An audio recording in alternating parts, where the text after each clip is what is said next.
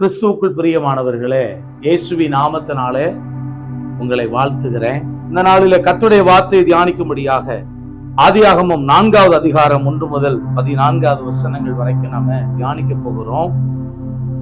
நான் சொல்லும் போது கர்த்தருடைய வார்த்தையை நீங்கள் கேளுங்கள், வாசியுங்கள். ஆண்டவர் உங்களை ஆசீர்வதிப்பார். நம்முடைய கர்த்தருக்கு நாம் செலுத்தக்கூடியதான பலிகள் எப்படிப்பட்டதா இருக்கிறது, எப்படிப்பட்ட மனநிலைமைகளை நாம கர்த்தருக்கு பலிகளை நம்ம செலுத்துகிறோம். 2 மனிதர்கள் கர்த்தருக்கு பலி செலுத்தும்படியாய் கடந்து போகிறார்கள். அந்த 2 மனிதர்களுடைய பெயர் காயின், ஆபேல் என்று சொல்லி இந்த ஆதியாகமம் 4ஆம் அதிகாரத்துல நம்ம பார்க்கிறோம். நம்ம வாசிப்போம். ஆதாம் அறிந்தான், அவள் கர்ப்பவதியாகி காயினை பெற்று கர்த்தரால் ஒரு மனுஷனை பெற்றேன் என்றால்,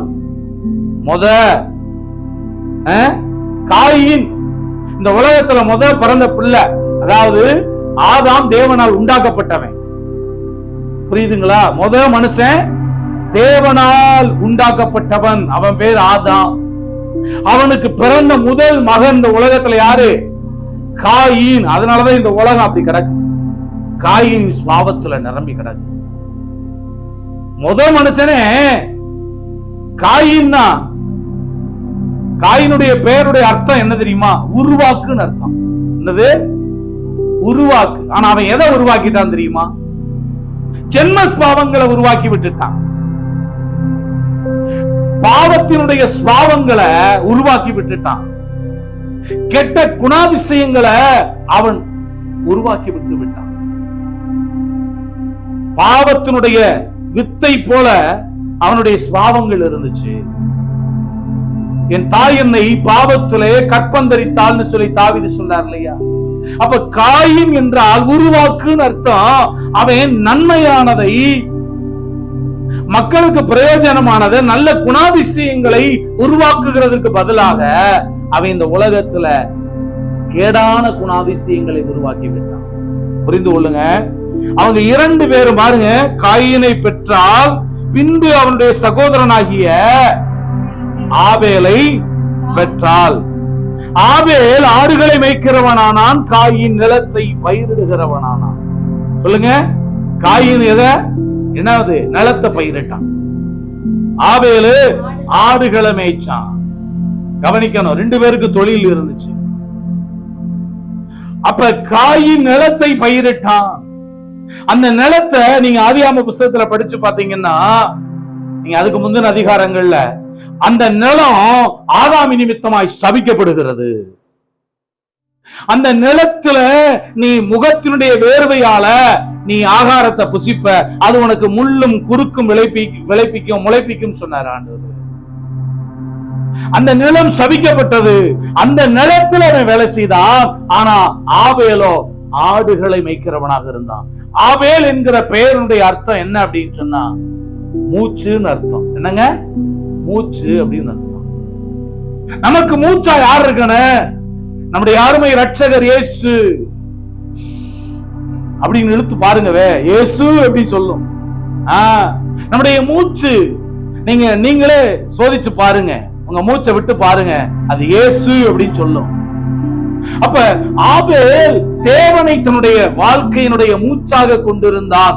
நீங்கள் யாரை உங்கள் வாழ்வினுடைய உயிராக, மூச்சாக கொண்டிருக்கிறீர்கள்? இந்த 2 பேருக்கு 2 சுபாவம் இருந்துச்சு. நமக்குள்ள எப்படி சுபாவம் இருக்குன்னு நீங்க பார்க்க போறீங்க. அவன் ஆட மேய்ச்சான். ஆபேல் ஆடு. காயின் அவன் நிலத்துல அவன் வேலை செஞ்சான். இப்ப நீங்க கவனிங்க, இப்ப வாசிங்க. அவர் நீங்க பிரதர் வாசிங்க. சில நாள் சென்ற பின்பு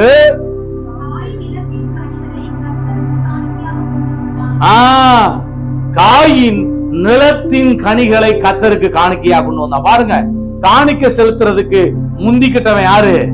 காயினு. யாரு முதல்ல வர்றது அப்படின்றது முக்கியம் கிடையாது. யாரு கர்த்தர்கிட்ட சாட்சி வாங்க போறீங்க அப்படின்றத முக்கியம். வழங்குச்சா? நான் அதெல்லாம் முதல்ல சர்ச்சுக்கு ஃபர்ஸ்டா போயிருவேன். ஆனா ஆளு ஆண்டவரால நீ அங்கீகரிக்கப்பட வேண்டும். சொல்லுங்க.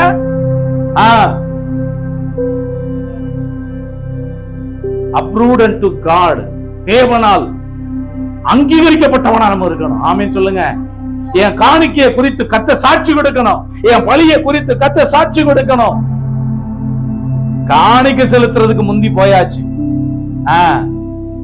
காணிக்கை செலுத்த அவன் என்ன செய்யறான்? காயின் முந்தி போறான். நிறைய பேர் பாத்தீங்கன்னா முந்திரி கொட்டை மாதிரி போவாங்க. ஆலயத்துல ஆண்டவர் பாத்தீங்கன்னு சொன்னா எல்லாரும் காணிக்கை செலுத்தும்படியா அங்க உட்கார்ந்து இருந்தாரு. எல்லாம் ஆண்டவர் உட்கார்ந்து இருக்கிறாரு. எல்லாரும் காணிக்கை செலுத்த வர்றாங்க. காணிக்கை செலுத்த வரும் பொழுது முதல்ல யார் காணிக்கை செலுத்த வந்தா தெரியுமா? ஐஸ்வர்யவான்கள் வரிசையில் நின்று காணிக்கை என்ன செய்யறாங்க? அவங்க காணிக்கை போடும் போதெல்லாம் சத்தமே வரல. ஏன் அப்படின்னா நிறைய பணங்கள் எடுத்து எடுத்து போடுறாங்க. நோட்டா போடுறாங்க, கத்த கத்தையா போடுறாங்க. இன்னைக்கு நிறைய பேர் எல்லா அக்கிரமத்தையும் எல்லா தப்பையும் செஞ்சு விட்டு போய் என்ன செய்யறாங்க? கத்த கத்தையா ஒரு இடத்துல கொண்டு போய் போட்டு வந்துடுறாங்க உண்டியல்கள்ல. புரியுதா உங்களுக்கு? அத கடவுள் அங்கீகரிக்க மாட்டார். அதனால பாவம் தீர போறது கிடையாது. லஞ்ச பணம், கருப்பு பணம், இதெல்லாம் ஆண்டவர் ஏற்றுக்கொள்ள மாட்டாரு. சாபத்தினுடைய பணம் அது. ஆனா ஐஸ்வர்யவான்கள் எல்லாம் உழைப்புல தான் போட்டாங்க. கொண்டு வந்து காணிக்கை பெட்டியில காணிக்க போடுறாங்க. ஒரு சத்தமும் இல்ல. கடைசியா ஒரு அம்மா மட்டும் முக்காடு போட்டுட்டு இயேசு அந்த காணிக்கையை போறதெல்லாம் கவனிச்சுட்டு இருக்கிறார். நல்லா புரிந்து கொள்ளுங்க. ஆண்டவர் நீங்கள் போடுகின்ற காணிக்கைய, நீங்கள் செலுத்துகிற துதிய, பலிய, ஜெபத்தை அவர் கண்டு கொண்டிருக்கிறார், கேட்டு கொண்டிருக்கிறார். ஆனா அதை அவர் அங்கீகரிக்கிறாரா என்பதுதான் வாழ்க்கையில ரொம்ப ரொம்ப முக்கியம். இன்னைக்கு சமைச்சேன், பிரியாணி சமைச்சிருக்கிறேன். முதல் ட்ரையல் சாப்பிட்டு பாருங்க. சாப்பிட்டு பாருங்கன்னு சாப்பிடுறேன். சாப்பிட்டு பார்த்ததுக்கு அப்புறமா உள்ள என்ன இல்ல, உள்ள காரம் அதிகமா இருக்கு. காரம் அதிகமா இருக்கு. கண்ணீர் ஒரு பக்கம் வலியுது, ஊல ஒரு பக்கம் வருது, எல்லாமே வந்துருச்சு, சளியெல்லாம் வெளியேறுது. ஆனா அங்க இருக்கிறப்போ நல்லா இருக்கு நல்லா இருக்குன்ட்டு போயிட்டு அடுத்த பக்கம் இன்னொரு இடத்துல போகும்போது என்ன செய்வேன்? பிரியாணியா போட்டாங்க. இனிமே அந்த பக்கம் தலை வச்சு கூட படுக்க கூடாது. சாப்பிடவே பிடிக்கல, ஏற்றுக்கொள்ளப்படாது. விளங்குச்சா உங்களுக்கு? நான் சாப்பாடு போடுறேன் அப்படின்னா அத அவர் மனசார சாப்பிடுறாரா? அது ருசியா இருக்கிறதா? அது ஏற்றுக்கொள்ளப்படும்படியா இருக்கிறதா அப்படின்னு சொல்லி கொஞ்சம் பாருங்க, நிதானிங்க. அவருக்கு சாப்பாடு கொடுக்கிறேன், அவர் ஏற்றுக்கொள்றாரா? இப்படித்தான் அந்த ஐஸ்வர்யவான்கள் காணிக்கை பெட்டியில பணத்தை போடுறாங்க. அப்ப கடைசியா எல்லாரும் தங்களுடைய பரிபூர்ணத்திலிருந்து எடுத்து போடுறாங்க. அது ஆண்டவரே சொல்ல, அவர்கள் எல்லாரும் பரிபூர்ணத்திலிருந்து எடுத்து போட்டார்கள். அங்க கடைசியா ஒரு பெண் வர்றா, ஏழை விதவை. அந்த விதவை முக்காடு போட்டுக்கொண்டு அங்க வந்து பாத்தீங்கன்னா ஒரு சின்ன காயினை உள்ளதுக்கு போடுறா. இந்த காயின் வேற, அந்த காயின் வேற. புரியுது? அங்க ரெண்டையும் ஒன்னா போட்டு குழப்பிடக்கூடாது. காயின் இது விளங்குச்சா? அதனால ஒரே ஒரு காயினை உள்ளதுக்கு போடுறான். போட்ட உடனே சவுண்ட் டம்முன்னு கேக்குது. நம்ம நிறைய வேலைகள்ல நினைக்கிறோம் நம்ம நோட்டா போட்டா ஆண்டவர் ஏற்றுக்கொள்வாரு, துட்டா போட்டா ஏத்துக்கிற மாட்டாரு. மனநிலைதான் முக்கியம். என்னங்க? என்னது? உங்க மனநிலை எப்படி இருக்கு? நல்லா இருக்கா? இவர் 1 லட்சம் ரூபாய் எனக்கு காணிக்க போடுறாரு. அங்கிட்டு போய் பாத்தீங்கன்னா பாஸ்டர் நான் ஒரு ஆளுதான் கொடுக்குறேன். ஆனா இந்த ஏழை அம்மா ஒரே 1 ரூபாய் இல்ல ஒரே ஒரு காயின் போடுது. ஏன்னா என்ன தெரியுமா உங்களுக்கு? ஆண்டவர் இதை மெச்சுக்கிட்டார், அதை தூக்கி போன வாரத்துல ஆயக்காரன் ஆண்டவர் மெச்சிக்கொண்டு நீதிமான அனுப்புன மாதிரி அதை தியானிச்சோம் இல்லையா? அதே போல இங்க பாருங்க, ஆண்டவர் இவரை மெச்சிக்கொள்ளுகிறார். அவர் ஒரு துட்டுக்கு சரியான 2 காசை போட்டால் இவர்களோ தங்கள் பரிபூரணத்திலிருந்து எடுத்து போட்டார்கள். இவ்வளவு தன்னுடைய வறுமையில ஜீவனத்துக்கு உண்டா இருந்ததெல்லாம் தூக்கி போட்டுட்டான். அப்படின்னு என்னன்னா அடுத்த வேலை சாப்பாட்டுக்கு அவளுக்கு இல்ல, அதையெல்லாம் போட்டு போயிட்டா. இப்ப எதை மெச்சுவார் ஆண்டவரு? அவங்க எல்லாம் எல்லாமே போட்டா கூட அவங்களுக்கு அடுத்து ரெடியா இருக்கு காசு. ஆனா இந்த அம்மாவுக்கு இல்ல. அதனாலதான் அவள் தன்னையே முழுவதுமாய் கர்த்தருக்கு போட்டு விட்டாள். நல்லா புரிந்து கொள்ளுங்க. நீங்கள் உங்களுடைய இருதயத்துல முழு மனநிலையோட கர்த்தருக்கு நீங்க கொடுக்கும் போதுதான் அதை கர்த்தர் பிரியமாக ஏற்றுக்கொள்ளுகிறார், அங்கீகரிக்கிறார், உங்களை ஆசீர்வதிக்க சித்தம் கொள்றாரு. உங்க மனநிலை எப்படி இருக்கு அதான் ரொம்ப முக்கியம். பலி செலுத்த முதல்ல வர்றது முக்கியம் கிடையாது. மனசு சரியில்லையே, கொடுக்கிற மனசு சரியில்லையே. சிலர் கொடுப்பாங்க, நாசமா போ. இப்படி என்னங்க உலகத்துல காசையும் வாங்கி போட்டு காசை திருப்பி கேட்டா மனசுக்குள்ள நாசமா இப்படிதான் செய்யறாங்க. முழு மனசோட செய்ய ஆண்டு இருக்கு. என் நாமத்தை பிரஸ்தாபப்படுத்துகிற எந்த ஸ்தானத்துல நான் உன்கிட்ட வந்து உன்னை ஆசீர்வதிப்பேன் ஆண்டு சொல்லாரு. என் நாமத்தை நீ பிரஸ்தாபப்படுத்துகிற எந்த ஸ்தானத்திலையும் நான் உன்கிட்ட வந்து உன்னை ஆசீர்வதிப்பேன்னு சொல்றாரு. அப்ப ஆபேல் ஆடுகளை மேய்க்கிறான், காயின் நிலத்தை பயிரிடுகிறான். ஆனா காயின்றவன் காணிக்க செலுத்துறதுக்கு முதல்ல முந்திக்கிட்டு வர்றான். ஆண்டவர் இடத்துல என்னத்தை கொண்டு வர்றான் வாசிங்க. நிலத்தின் கனிகளை கர்த்தருக்கு காயின் காணிக்கையாய் கொண்டு வந்தான். இவன் என்னத்தை கொண்டு வந்தான்? ஆபேலும் தன் மந்தையின் தலையீற்றுகளிலே அவைகளின் கொழுமையானவைகளிலும் சிலதை கொண்டு வந்தான். என்னது? ஆண்டவருக்கு கொடுத்தா எதை கொடுங்க?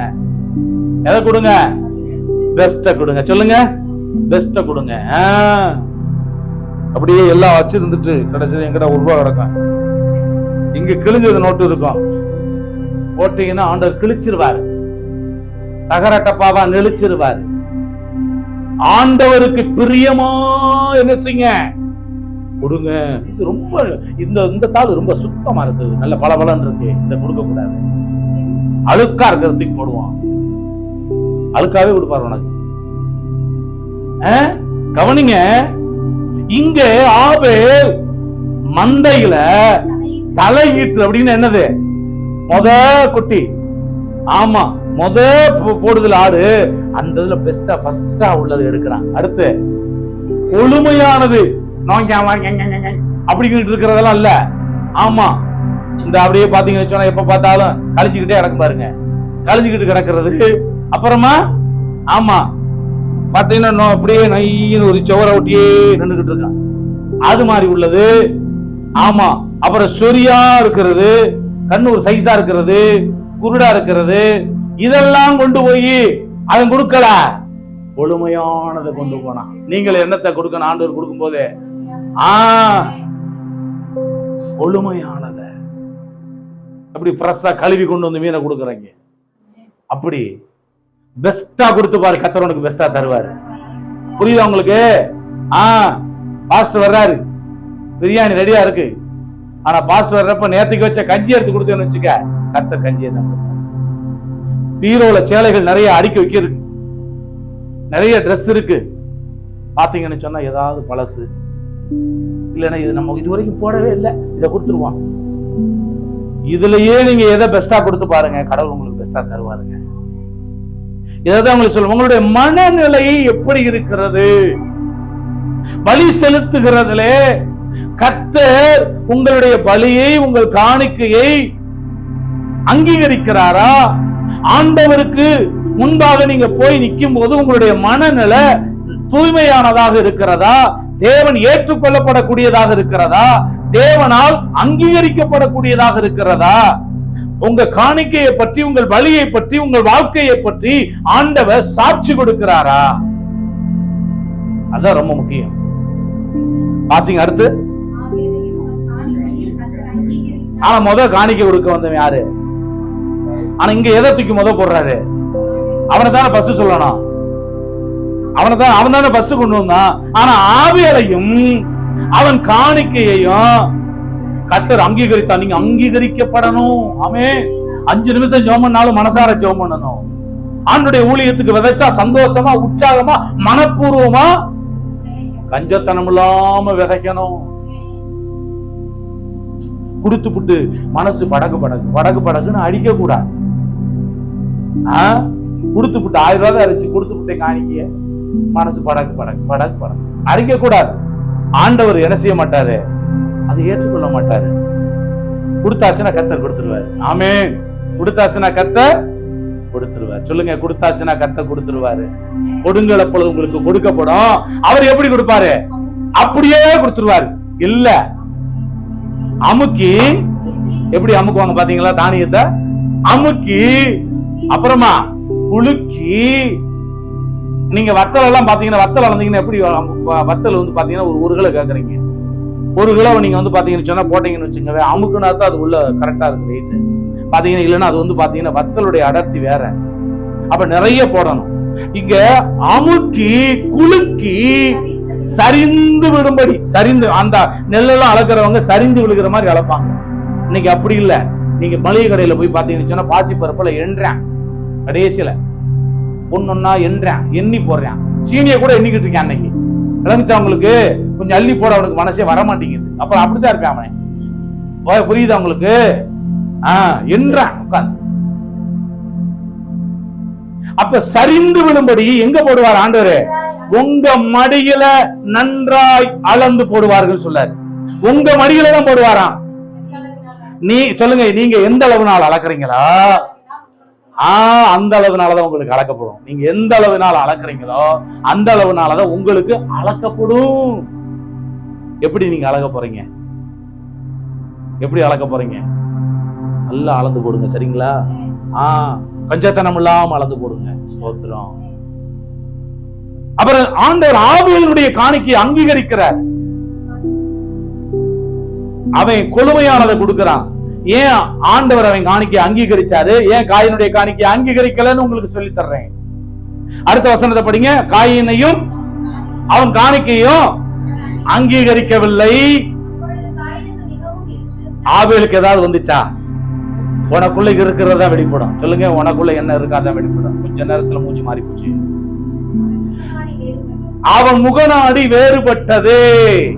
ஆண்டவரு காணிக்க செலுத்த போனவன ஆண்டவரு அங்கீகரிக்கல. இவன் காணிக்கைய கர்த்தர் அங்கீகரித்தாரு. ஆனா ஆபேலுக்கு மூஞ்சி வேறுபடல.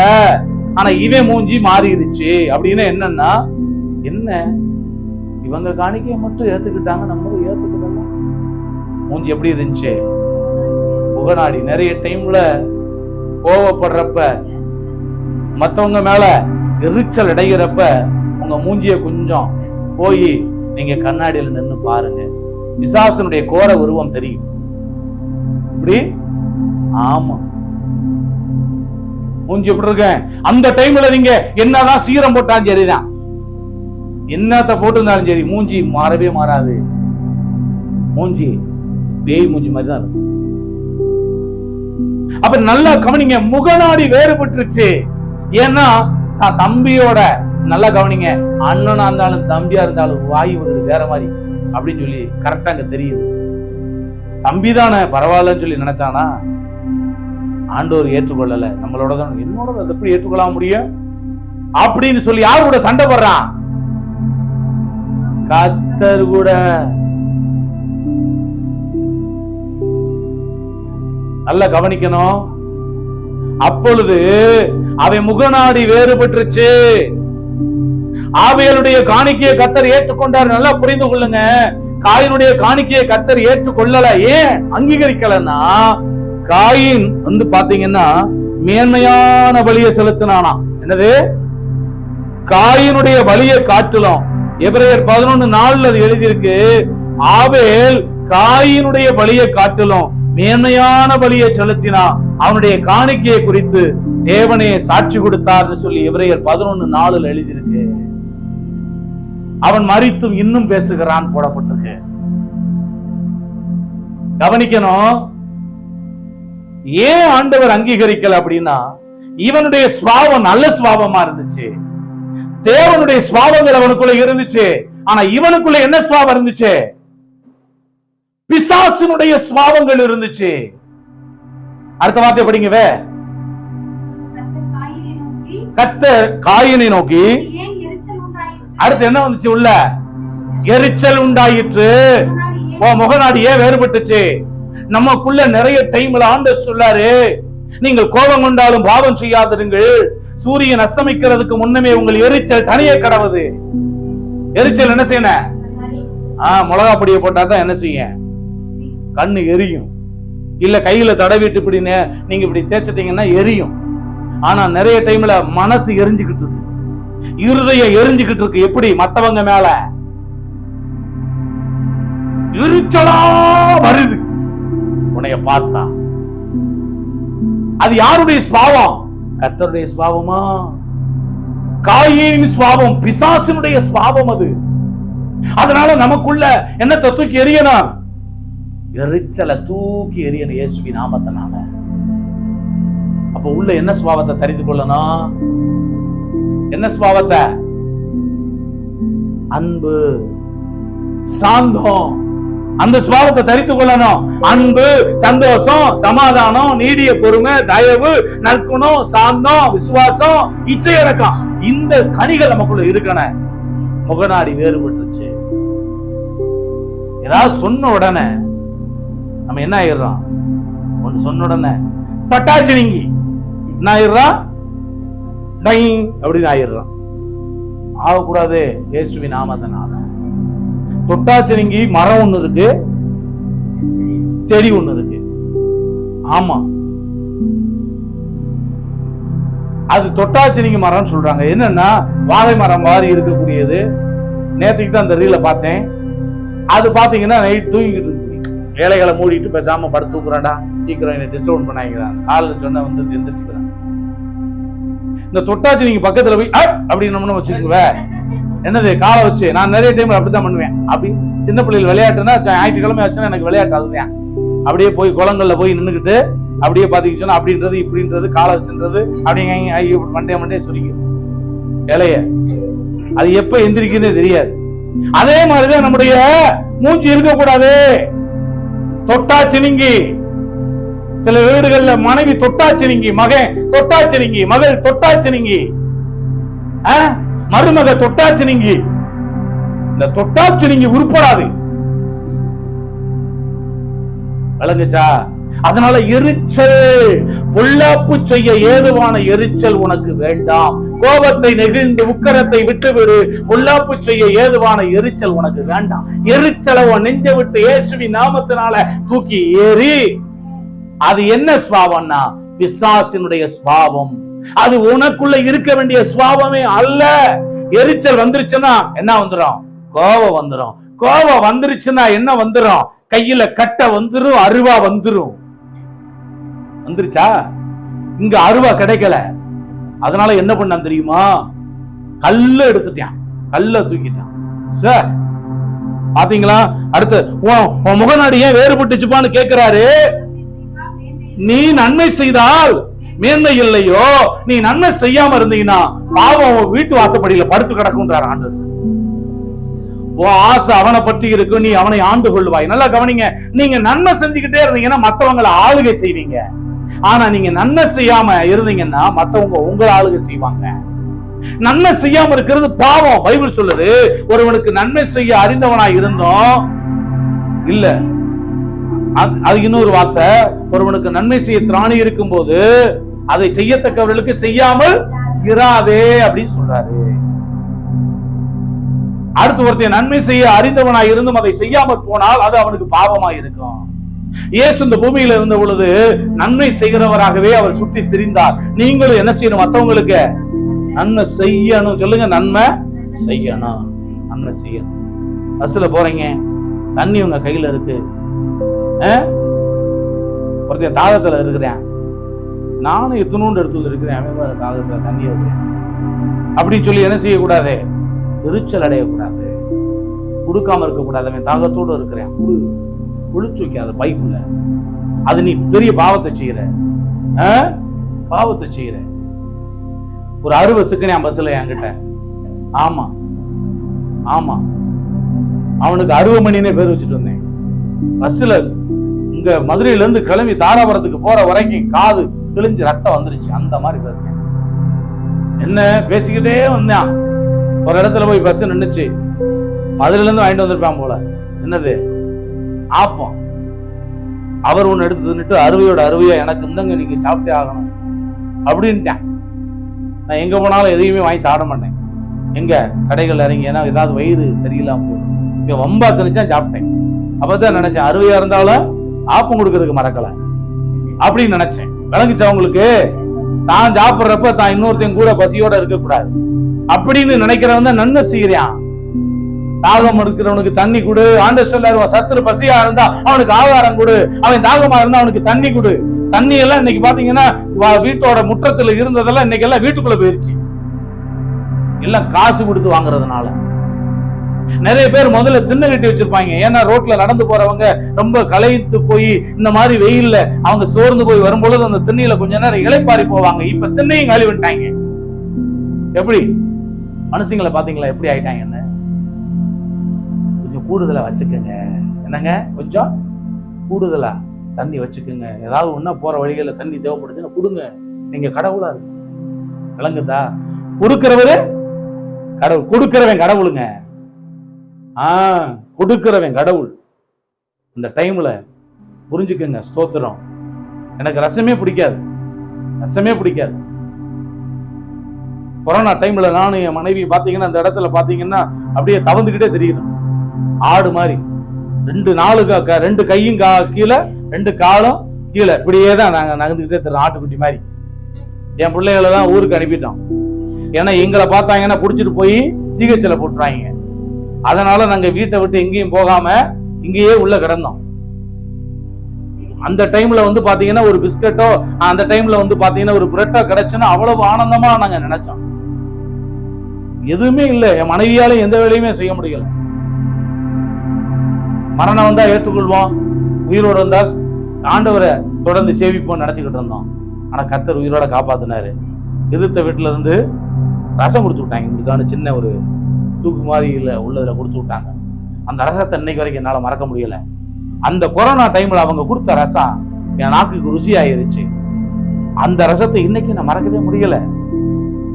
அதை குடிச்சு அது 2 நாள் வச்சு குடிச்சான் பாருங்க. அவ்வளவு சந்தோஷமா நான் சாப்பிட்டேன். ஏன் அப்படின்னா அந்த டைம்ல செய்யப்பட்டது. நம்மளால எவ்வளவு நாள் ரசம் வைக்க முடியும், ஆனா சரியான சமயத்துல செய்யற பாருங்க, அதுதாங்க உதவி. ஆமீன் சொல்லுங்க. சரியான சமயத்துல செய்து பாருங்க, இயேசு உங்களை ஆசீர்வதிப்பார். நான் இப்ப சொல்றேன், நன்மை செய்கிறவன் மத்தவனுக்கு கொடுக்கிறவன் கடவுளா இருப்பான். விளங்குச்சா? ஆமீன் சொல்லுங்க. நீ நன்மை செய்யாம இருந்தீங்கன்னா வீட்டு வாசப்படியில பாம்பு படுத்திருக்கும். பாம்புன்னா என்னது? பாவம் படுத்து கிடக்கும் அப்படின்றாரு. பாவம் வேற எங்கேயும் படுத்திருக்கல, வீட்டு வாசப்படியில தான் படுத்து கிடக்கு. நீ நன்மை செஞ்சீங்கன்னா விலகி ஓடிடும். நன்மைக்கு தீமை செய்கிறவன் எவனோ அவன் வீட்டை விட்டு தீமை நீங்காதுன்னு சொல்லி இருக்கு. அதனால பிரியமானவர்களை நன்மை செய்யுங்க. அவன் என்ன பண்ணான் தெரியுமா? நன்மை செய்யல, கொலை செஞ்சான். யார? சகோதரனை. படிச்சுங்க, படிங்க. ஆபேலோட பேசினான் மட்டும் போட்டிருக்கல. என்ன பேசிருக்கான்? என்ன பேசினா? பேசினா, சும்மா பேசினானா? அவன் சிந்தனையை பாத்தீங்களா? பேசினான். அடுத்த வார்த்தை வாக்குவாதம் பண்ண போக மாட்டான். அடுத்த அதே படி படிப்பா, வாசிப்பா. அவர்கள் வயல்வெளியில இருக்கும் சமயத்தில் எழும்பி என்ன பேசிருக்கான்னா, வா தம்பி அப்படியே நம்ம வயலை போய் பார்த்துட்டு வருவோம்னு கூப்பிட்டுக்கிறான். தந்திரமா ஏமாத்தி. ஆனா மனசுக்குள்ள என்ன நினைச்சுக்கிட்டு இருக்கிறான்? பலிபீடத்துல போய் என் பலியே கர்த்தர் அங்கீகரிக்கல, இவன் பலியே அங்கீகரிச்சுட்டாரு, இவனை ஆண்டவர் மெச்சி கொண்டாரு, ஏற்றுக்கொண்டாரு, இவனை ஆசீர்வதிச்சுட்டாரு, அதனால இவனை நான் கொல்லாம விட மாட்டேன்னு மனசுக்குள்ள வச்சுக்கிட்டான் வஞ்சகத்தை. அதனாலதான் ரகசியமா பேசி வயலுக்கு கூட்டிட்டு போறான். வயலுக்கு போய் அவன் அப்படியே பாத்தீங்கன்னு சொன்னா திரும்பி இருக்கிற சமயம் பார்த்து கல்ல தூக்கி என்ன பண்ணான்? அவன் தலை மேல போட்டு கொலை பண்ணிட்டான். பாருங்க வார்த்தைய. ஆபேலுக்கு விரோதமாய் எழும்பி அவனை கொலை செய்தான். பாத்தீங்களா? கொலை செய்தான். கர்த்தர் காயினை நோக்கி, உன் சகோதரனாகிய ஆபேல் எங்கே என்றார். அவன், நான் அறியேன், என் சகோதரனுக்கு நான் காவலாளியோ என்றான். நீங்களும் கூட எங்க அவன் சகோதரி, எங்க அவன் சகோதரன், ஆண்டவருடைய ஆராதனைக்கு வரலையே அப்படின்னு கேட்டா என்ன சொல்லுவீங்க? ஆண்டவர்கிட்ட ஆண்டவர் கேட்கிறாருல்ல, உன் சகோதரன் எங்கப்பா கேட்கிறாரு. உன் கணவர் எங்க, உன் மனைவி எங்க, உன் பிள்ளைகள் எங்கன்னு கேட்கிறாரு. நம்ம என்ன செய்யறோம்? எனக்கு தெரியாது அப்படின்னு. நான் காவலாளியா?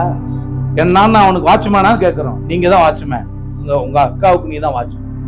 உங்க தம்பி அண்ணனுக்கு வாட்ச்மேன், அம்மா அப்பாவுக்கு வாட்ச்மேன், உங்க கணவருக்கு வாட்ச்மேன் நீங்க தான். உங்களை ஆண்டவர் அவங்க கையில உங்களை அவங்கள கையில கொடுத்திருக்கிறார். புரிந்து கொள்ளுங்க. உங்க கையில என்ன செய்ய போறீங்க? நான் காவலாளியோ அப்படின்னு சொல்றான். அதற்கு அவன்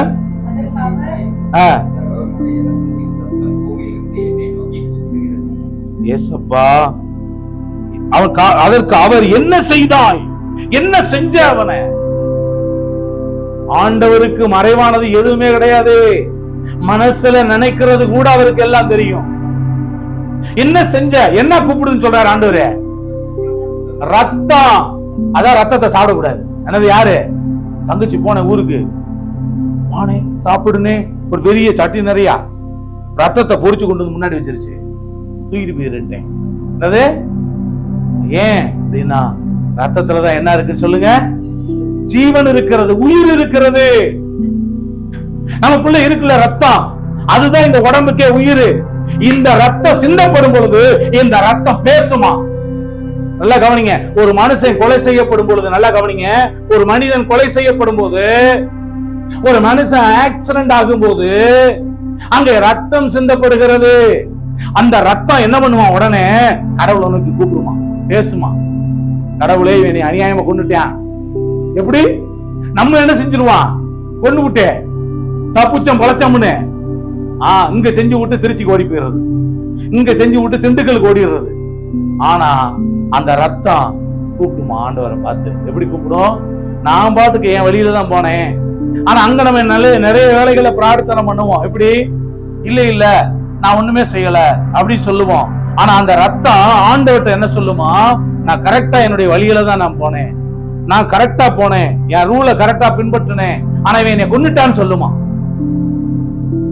ஆக்சிடென்ட் ஆகிற மனிதர்களும் ரத்தமும் கூப்பிடும், கொலை செய்யப்படுற ரத்தம் கூப்பிடும். ரத்தம் ஆண்டவரை நோக்கி என்ன கம்ப்ளைண்ட் பண்ணுச்சு? ஆண்டவரே, என் சகோதரன் என்னை கொன்னுட்டான் அப்படின்னுச்சு. விளங்குச்சா? அதனாலதான் ரத்தத்தை குறிச்சு எச்சரிக்கையா இருங்க. விளங்குச்சா? அதனால ரத்தம் சிந்தக்கூடாது. ரத்தம் யாருடைய ரத்தத்தையும் சிந்தக்கூடாது. உயிரோட வந்த பிரச்சனை இல்ல, செத்துட்டான்னு வச்சுக்க, அந்த ரத்தம் கூப்பிடும். அப்ப இயேசுவின் ரத்தம் கூப்பிடுது. நல்லா கவனிங்க. நான் அந்த வசனங்கள் எல்லாம் சொன்ன டைம்ல ஆபேலின் ரத்தம் என்ன கூப்பிட்டுச்சு? அவரை பார்த்து என் சகோதரனைய கொன்னுட்டான், என்ன செய்யணும்? அவனை கண்டிப்பா தண்டிக்கணும், பழி வாங்கணும் அப்படின்னு சொல்லி கூப்பிடுது. இன்னைக்கும் கூப்பிட்டுக்கிட்டே இருக்கான். இன்னைக்கும் கூப்பிட்டுக்கிட்டு இருக்கிறான். எபிரேயர் 11 எழுதியிருக்காது, போய் வீட்டுல வாசிங்க. ஆபேலின் ரத்தம் பேசினதை பார்க்கலும் அதிக நன்மையானவைகளை பேசும் ரத்தமாகிய தெளிக்கப்படும் ரத்தத்தினிடத்துக்கு வந்து சேர்ந்தீர்கள் சொல்லி போடப்பட்டிருக்கு. நல்லா கவனிங்க. இயேசுவின் ரத்தம் எப்படி கூப்பிடுது? அப்ப அவர் ரத்தம் தான் சிலுவையில சிந்தப்பட்டுச்சு. அந்த ரத்தம் எப்படி கூப்பிடுது தெரியுமா? ஆண்டவர், என் பிள்ளைய, பிதாவே என் பிள்ளைய மன்னிச்சிடுங்க, தவறு செஞ்சுட்டான், அவன் தெரியாம செஞ்சுட்டான், அவனை நியாயம் திருத்தாதீங்க, நரகத்துக்குள்ள தள்ளிடாதீங்க, நான் அவனுக்காக என் ரத்தத்தை சிந்திருக்கேன் அப்படின்னு சொல்லி நமக்காக பரிந்து பேசிக் கொண்டு இருக்கிறது. ஒரு ரத்தம் பரிந்து பேசிக் கொண்டு இருக்கிறது, ஒரு ரத்தம் பழி வாங்க பேசிக் கொண்டிருக்கிறது. விளங்குச்சா உங்களுக்கு? ஆபேலினுடைய காணிக்கையை ஆண்டவர் ஏன் அங்கீகரிச்சாருன்றதுக்கு இப்ப நான் விஷயத்தை சொல்றேன். ஆபேல் பலியிட்டது ஆடு. என்னங்க? ஆடு, தலையாடு. என்னங்க? ஆண்டவர் தலையாடு. அவரு தான் முதற் பேரான குமாரன். விளங்குச்சா? முதல் பிறந்தவர் யோசேப்புக்கும் மரியாளுக்கும் பரிசுத்த ஆவியினாலே முதல் மகனாக தலைப்பிள்ளையாக அவர் பிறந்தார். பிறந்ததுனால தலையீட்டு குட்டியை தான் அவன் ஆபேல் கொண்டு போனான். அடுத்து அவன் செலுத்தினது, பழி செலுத்தினது எது? ஆட்டுக்குட்டி. அப்ப ஆட்டுக்குட்டியை எதை குறிக்கிறது? நம்முடைய ஆண்டவராகிய இயேசு கிறிஸ்துவை குறிக்கிறது. பைபிள் சொல்லுது, இதோ உலகத்தின் பாவத்தை சுமந்து இருக்கிற தேவ ஆட்டுக்குட்டி. அப்ப அந்த ஆட்டுக்குட்டியை ஆபேல் அங்க பலி செலுத்தினப்ப, அது பேபான்னு அறுத்தப்ப அது சட்டம் கொடுத்துச்சு. பாத்தீங்களா? அந்த டைம்ல பிதாவாகிய தேவன் யாரை பார்த்தாருன்னா, என் குமாரன் இந்த உலகத்தினுடைய பாவத்துக்காக கல்வாரி சிலுவையில வந்து அவர் பலியாகி முழு மனுக்குலத்தினுடைய பாவத்தையும் அவர் நீக்கி போட போகிறார்ன்றதை பார்த்து தான் அந்த பலியை ஆண்டவர் அங்கீகரித்தார். இதுல இருந்து புரிஞ்சுக்குங்க, ஆண்டவர் ஆபேலுடைய பலியை அங்கீகரிச்சதனுடைய நோக்கம் என்னன்னா, குமாரனுடைய ரத்தத்தை அந்த ஆட்டு மேல கண்டாரு. அப்ப அவர் விரும்புகிறதெல்லாம் ரத்தத்தினுடைய பலிதான். அதனால நாம இனிமே போய் என்ன செய்யக்கூடாது? ரத்த பலிய செலுத்தக்கூடாது. பண்ணி அறுத்தேன், கோழி அறுத்தேன், சேவல் அறுத்தேன், ஆட்டுக்கடா வெட்டினேன் அப்படின்னு ஒரே நேரம் என்ன செய்யப்பட்டுருச்சு? பலி ஆக்கப்பட்டுட்டார். யாரு? இயேசு. அதனால இங்க புரிந்து கொள்ளுங்க, அந்த ரத்தம் என்னை நோக்கி பூமியில இருந்து எங்க இருந்து கூப்பிட்டு சொல்லுங்க? எங்க இருந்து சொல்லுங்க? பூமியில எங்க சிந்தப்பட்டுச்சோ அங்க இருந்து கூப்பிட்டுச்சான். அப்ப மேல இருந்து, அப்போ நம்முடைய ரத்தம் எல்லாம் நல்லா கவனிங்க, பேசும் பேசும். அதான் ரத்தத்தை சாப்பிடக்கூடாது. ஒரு தேவனுடைய பிள்ளை பன்றி இறைச்சியை சாப்பிடக்கூடாது அப்படி சொல்றான். பண்ணி அருவருப்பானது. அடுத்த வார்த்தையை படிங்க. இப்பொழுதும் உன் சகோதரனுடைய ரத்தத்தை உன் கையிலே வாங்கி கொள்ள தன் வாயை திறந்த இந்த பூமியிலே நீ சபிக்கப்பட்டு இருப்பாய். நீ நிலத்தை பயிரிடும் போது அது இனி தன் பலனை உனக்கு கொடாது. நீ பூமியில நிலையற்று அடைகிறவனாய் இருப்பாய். கவனிங்க, சாபம் அவனுக்குள்ளாய் வந்தது. நம்முடைய சுவாபங்கள் நம்முடைய வாழ்க்கையில எதை கொண்டு வருது? ஆசீர்வாதத்தையோ சாபத்தையோ கொண்டு வருகிறது. நம்முடைய சுவாபம் சரியா இருந்தா நமக்கு ஆசீர்வாதம். நம்முடைய சுவாபம் சரியில்லை அப்படின்னா அது சாபத்தை கொண்டு வரும். எங்க போனாலும் நிலையில்லாம அலைஞ்சுக்கிட்டே இருப்போம், ஒண்ணுமே வாய்க்காது. அவன் போட்டிருக்கு பாருங்க, அவனை கர்த்தர் சபித்தார்னு போடப்பட்டிருக்கு. அந்த சபித்தார்னா யார தெரியுமா? காயினை பயன்படுத்தி ஆபேலை கொலை செய்த சாத்தானத்தான் அவர் சபிச்சாராம். விளங்குச்சா உங்களுக்கு? அவன் மேல ஒரு அடையாளத்தை போட்டார்னு பாக்குறோம். இங்க பாக்குறோம், பூமியில் அவன் நிலையில்லாம அலைவான். உனக்கு இனிமே உன்னுடைய நலம் இனிமே பலனை கொடுக்காது. அப்படின்னா பலன் கொடுக்கணும்னு சொன்னா நாம நன்மை செய்யறவர்களா இருக்கணும். ஆபேலை போல நாம் கர்த்தருக்கு பிரியமான பலிகளை செலுத்துறவங்களா நம்ம இருக்கணும். நம்முடைய சுபாவங்கள் மாறணும். ஆமென் சொல்லுங்க. எரிச்சல், கோபம், பொறாமை, வன்கண்ணு, இதெல்லாம் பொய் எல்லாம் நம்மளை விட்டு இயேசுவின் நாமத்தினால அகன்று போயிடணும். தன் சகோதரனை பகைச்சா என்னது? தன் சகோதரனை பகைக்கிறவன் பொய்யன், அவன் மனுஷ கொலைபாதகன். அதனால சகோதர பகையெல்லாம் இருக்கக்கூடாது. அன்னை அக்காவை பகைக்கிறது, அன்னை தங்கச்சியை பகைக்கிறது, அக்கா தங்கச்சியை பகைக்கிறது, தங்கச்சி அக்காவை பகைக்கிறது இருக்கவே கூடாது. நம்மள என்ன செய்யணும்? ஆண்டுடைய அன்பை தரித்தவர்களாக இருக்க வேண்டும். சொல்லுங்க, அன்பு எங்க இருக்கணும்? நம்முடைய இருதயத்துக்குள்ள இருக்கணுங்க. அன்பை வெளிப்படுத்தணும். புரியுதா உங்களுக்கு? தேவன் அன்பாகவே இருக்கிறார். ஆனா நாம எப்படி இருக்கிறோம்? நானும் இருக்கிறேன், நானும் வம்பாகவே இருக்கிறேன். தேவன் அன்பாகவே இருக்கிறார், மனுஷனோ வம்பாகவே இருக்கிறான். வம்பு இருக்க கூடாது. வம்பும் புத்திகரமான பேச்சும் பரியாசமும் தகாதவைகள், ஸ்தோத்திரம் செய்தலே தகும். அதனால தயவு செய்து சொல்றேன், காயின் சுபாவங்கள் நமக்கு வேண்டாம். எரிச்சல், கோபம், கொலைபாதகம், சகோதர பகை, இதெல்லாம் வேண்டாம். ஆண்டவருக்கு முன்பாக நீங்கள் தேவன் விரும்புகின்ற காணிக்கையை செலுத்தி ஆண்டவராலே அங்கீகரிக்கப்பட்ட வாழ்க்கையை வாழுங்கள். தேவன் உங்க வாழ்க்கையை பற்றி சாட்சி கொடுக்கட்டும். ஆண்டவர் உங்களை ஆசீர்வதிப்பாராக. ஆமென். நமது நியூ கவர்னன்ஸ் ஸ்டோன் மினிஸ்ட்ரி சேனலை லைக் பண்ணுங்க, ஷேர் பண்ணுங்க, கமெண்ட் பண்ணுங்க, சப்ஸ்கிரைப் பண்ண மறக்காதீங்க. அப்படியே பக்கத்துல இருக்கிற பெல் ஐக்கானை கிளிக் பண்ணி ஆல்ன்ற ஆப்ஷனை கொடுத்துக்கோங்க. அப்பதான் நாம போடக்கூடியதான வீடியோஸ் எல்லாமே டெய்லி உங்களுக்கு நோட்டிபிகேஷன்ல வரும். God bless you.